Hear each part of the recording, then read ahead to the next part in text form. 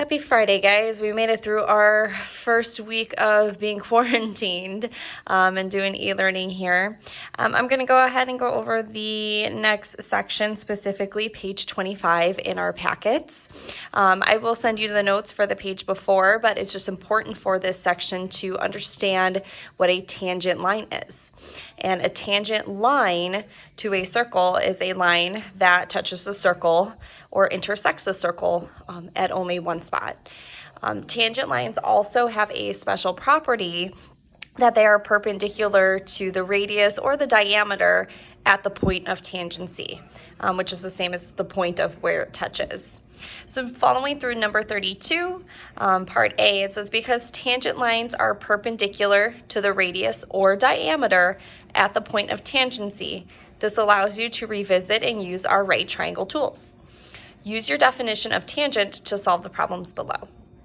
So in part A, we're told that GH is tangent to circle K at point J. So GH is a line that touches circle K at exactly one point, and that point happens to be at J. Property of tangent tells us that if we were to draw the radius, KJ, to that point of tangency, it's perpendicular. Remember, perpendicular means intersecting at 90-degree angles. So this sets up a right triangle for us in the picture, which is really nice. We are also told JH is equal to 7 inches, KH is equal to 12 inches. So on the diagram, I would go ahead and mark JH as 7, and then KH is going to be 12. Our goal for part A is to determine the area of the circle. So if you remember your area formula, it's pi times r squared. So we need the radius. If you go back to your diagram, the radius is KJ. So let's go ahead and mark that R. And now we'll use right triangle tools to solve for R. Since we have two sides of a right triangle and we're trying to find the third side, this is Pythagorean theorem. Okay. Your A and your B are the legs for the right triangle. So the R and 7. Hypotenuse is always across from that 90 degrees, so 12. Using Pythag, we would set up R squared plus 7 squared equals 12 squared. And then solve through this. 7 squared is 49. 12 squared is 144. Subtract 49 on both sides.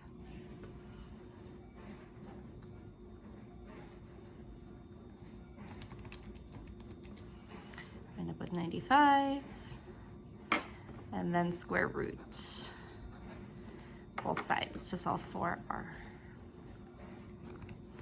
So our radius is approximately 9.75 when we round to the hundredths place.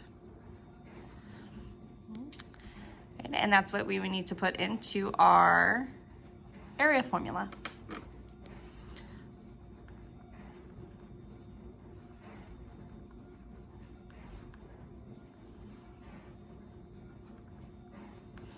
Okay, so if you guys are doing exact answer where you do not multiply pi in the calculator, you would end up with 95.06 pi.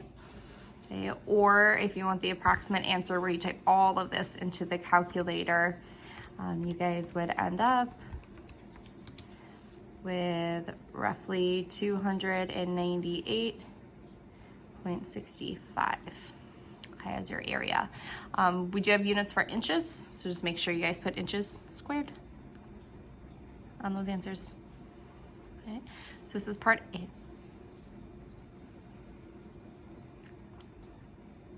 Okay. Part B. So again, we have a tangent line. MN is tangent to circle L at point N. So line MN is touching circle L once at point N. property of tangent. That means with the radius ln drawn to that point of tangency, it is perpendicular and it creates another right triangle for us. Okay. MN is equal to 8 feet. LN is equal to 5 feet. And we want to find the measure of arc PN and the measure of arc PON. So if we go back to yesterday's lesson, if we want the arc PN, that's the measure in degrees of the curve from P to N. Okay, the measure of that arc is equal to the corresponding central angle.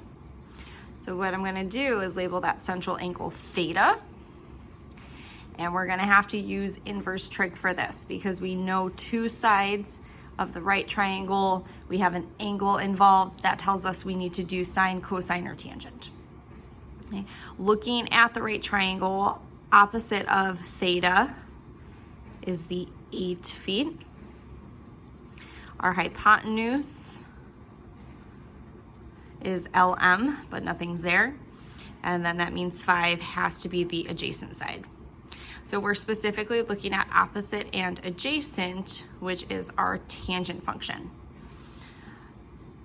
Setting up a tangent equation, we would do tangent of our angle. Again, we don't know it, it's theta. And that equals opposite over adjacent. So as I walked you guys through yesterday, if you multiply both sides of your equation by inverse tangent, your theta is actually now free, it's isolated, it's by itself. And on our calculators, we're gonna have to do inverse tangent of 8 over 5.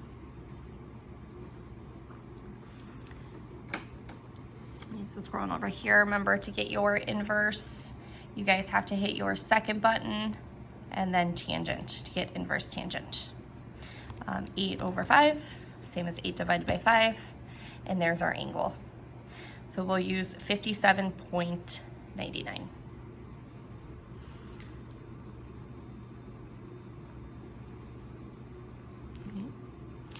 This is going to be the same as your measure of arc PN.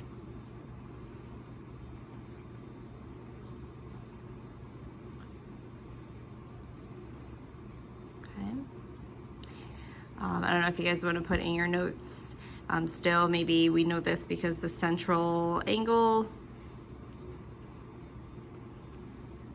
is equal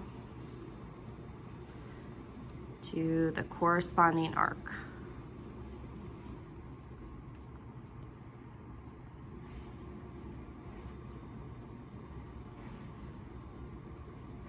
And vice versa, right? Okay, now also up here, we wanted to find the measure of arc PON. That means we start at point P, we go to point O, and then we end at point N. So that's pretty much the rest of the circle, right? So there's a total of 365 degrees in a circle. We can subtract what we know, and that's gonna give us what we need, which is the rest. So measure of arc PON, we'll do 360 minus the arc that we just found.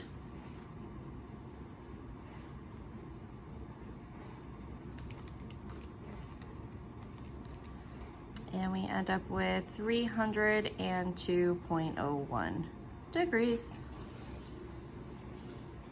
All right, for part B.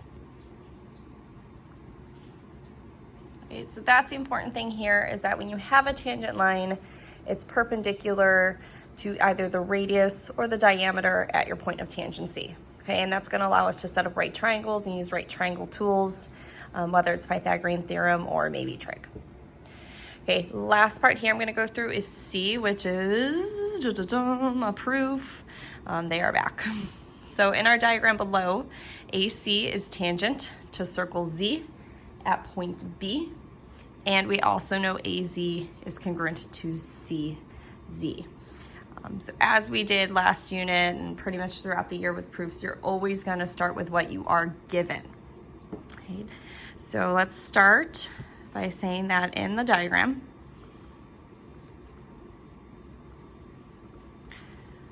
we are given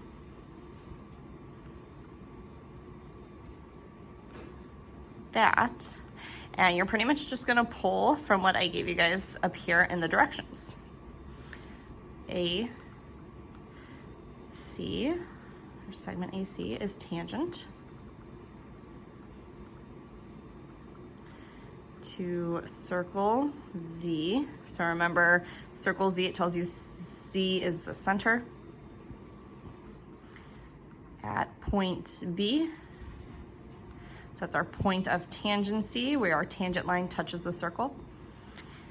And we're given AZ is congruent to CZ. All right, so I'm going to go ahead and mark this part, AZ and CZ are congruent. So again, with 2 tick marks, we show that those are the same. So we do have a side in our picture. Now we're going to go ahead and use that property of what it means to be tangent. Right? If we're tangent at point B, that means we have perpendicular lines or 90 degrees. Right? So we know this, and this would be the next thing that we probably want to discuss or talk about in the proof. Right? So we say also, angle ABZ is congruent to angle CBZ, which are both equal to 90 degrees. And tell me how you know. We're using the property of tangent line AB. I guess let's use AC because that's what we have at the beginning.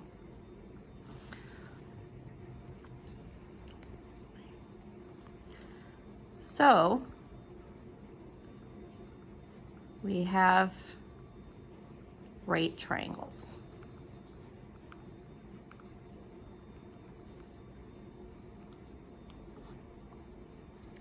So this does give us an angle.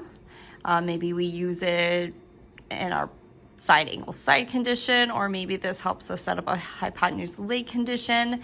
We really just got to figure out something else and see which direction we're going to go. If you guys remember reflexive property, that is when a side is shared between 2 triangles. So we do have the reflexive property here with BZ in the middle. That's part of triangle ABZ and part of triangle CBZ. So we know that this is congruent to itself. So maybe we start with something like, notice that BZ is congruent to itself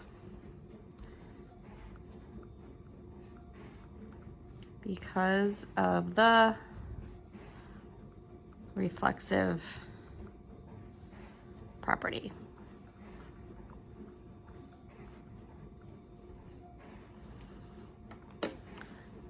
So now that we have those 2 sides marked, notice that across from your 90 degrees, you have the hypotenuses, which are the same, and then you have a leg that's shared between both triangles, which is also the same. So this fits our HL congruency condition. And so what we would want to state next is that we do have a congruent pair of hypotenuse. We do have a pair of congruent legs. So if you guys want to get fancy, let's use furthermore.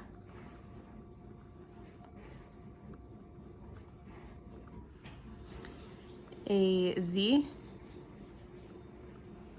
and CZ are the hypotenuses of the right triangle.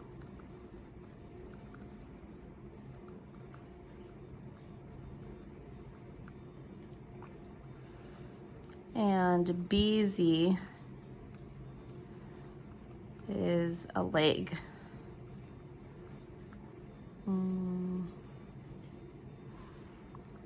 For the right triangles.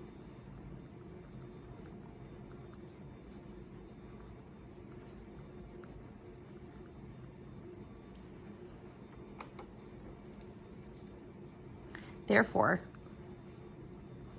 because now we can conclude, we talked about all three parts.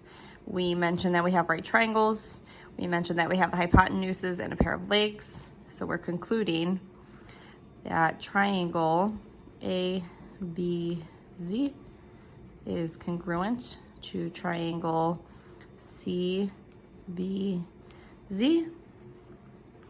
by our hypotenuse leg congruency condition.